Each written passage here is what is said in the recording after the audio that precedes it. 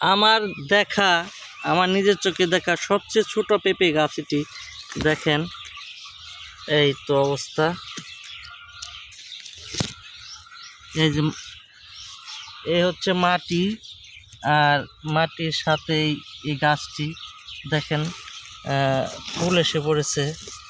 এই যে ফুল এসে পড়েছে মাটির সাথেই গাছটি।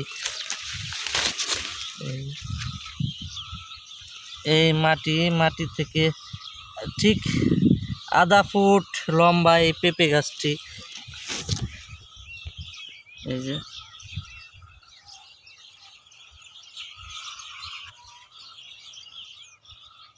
ছোট্ট এই পেঁপে গাছটি, পাশে আনাম বড় পেঁপে গাছ।